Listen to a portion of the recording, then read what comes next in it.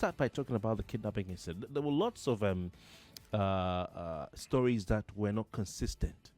So can you tell us exactly what happened, where it occurred, and a bit more about that particular incident? Would you like clarified? Okay, let's start from where it took place. Falamo. Yes. Okay, near the water. Yes. Near the bridge. Sorry. Near the bridge. Yeah. Okay.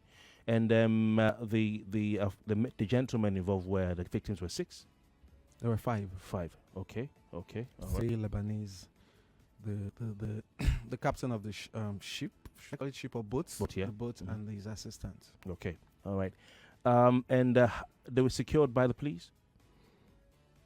By our efforts. Okay. Yeah. Okay. Was any compensation paid? None to our knowledge. None to your knowledge. Okay. The governor of Lagos State has said he will go after and ensure the arrest of the kidnappers. How far are we on that? We're close to that. Very close to that. Yes. Okay. All right.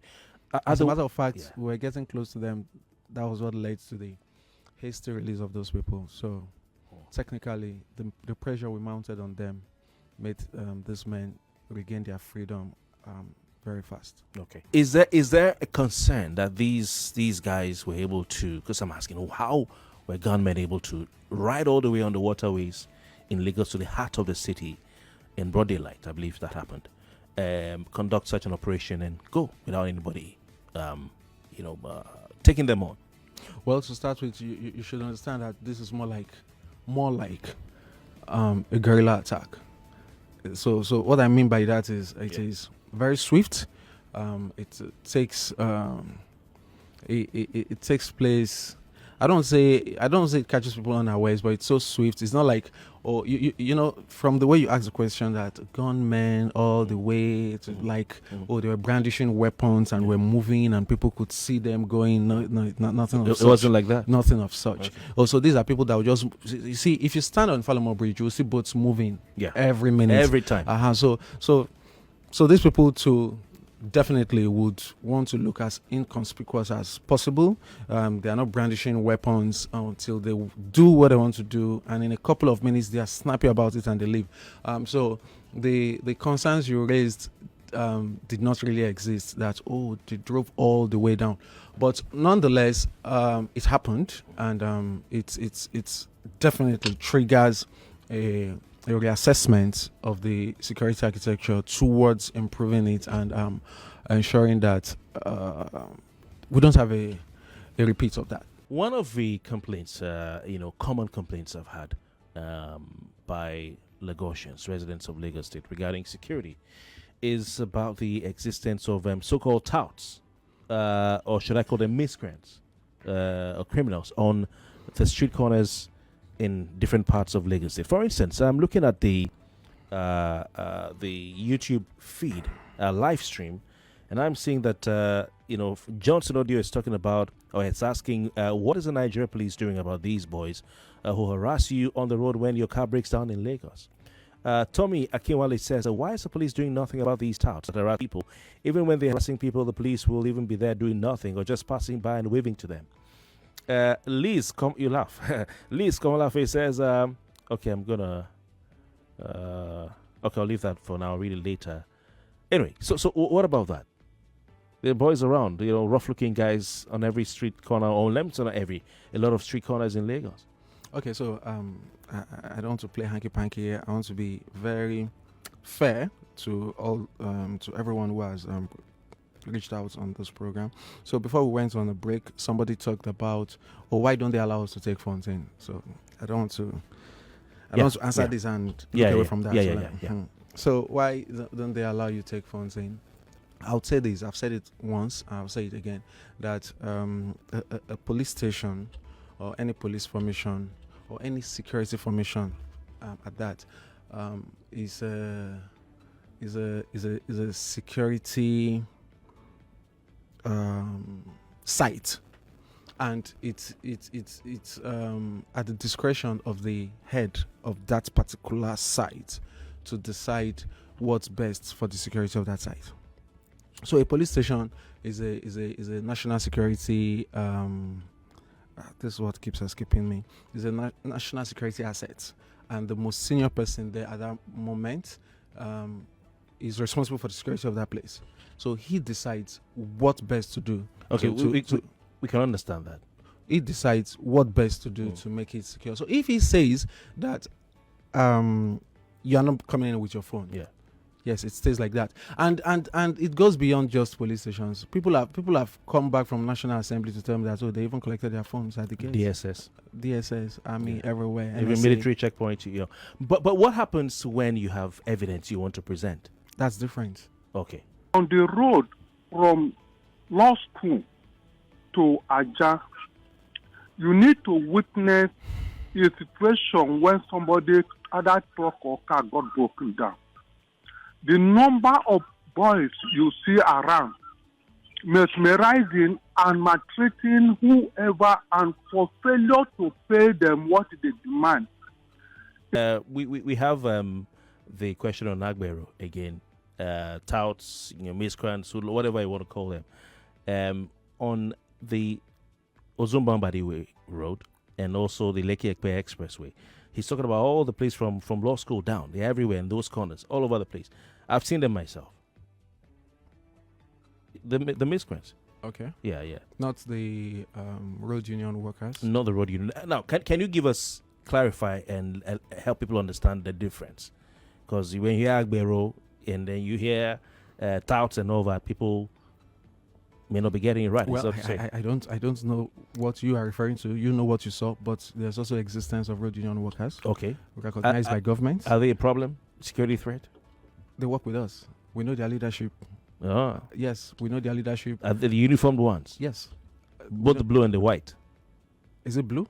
I don't know. What uniform I think do it's you know? green. Green. I think it's green. Green, okay. Yes. So we know them. They know us. They work with us. They support us. Olomo, I saw him last time wearing blue, and it's people who are wearing blue as well, so I don't know. Well, I don't know if they've changed their color. I really don't know. But Let's we know not their get leadership, and in fact, Olomo is no longer there. There's another guy there now called Sego. Okay, Olomo is in Abuja now. Yes, he's in National. So Sego, and when he was inaugurated or sworn in as the chairman in Lagos, he went to government house to see the governor. So they are legit. NURTW is a creation of law. Yes. Okay, but is maybe not law, but it is. It's legally recognized. Yeah, I think National Assembly or something. Yeah. But is there an aspect of this that threatens the security? Because I keep hearing Agbero. People are stopping our bus, or we're moving from here to they stopped us, blocked us. We're asking for money. For instance, you're driving from mile 2, in a car. Maybe you bought a car. All these guys who stop you on the road. You're driving and you have a truck.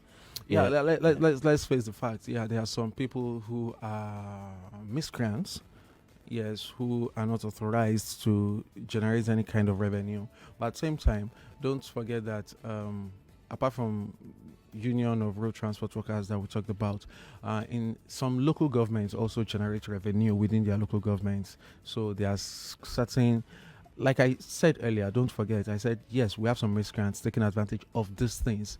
But truly, there are some revenue generating activities, even by local government. Okay. So maybe the market. What about the ones who, some ruffians? These are not local, but you look at them. One day I was driving I wanted to access Apapa, and I was around a place called, just approaching a place called Beggar.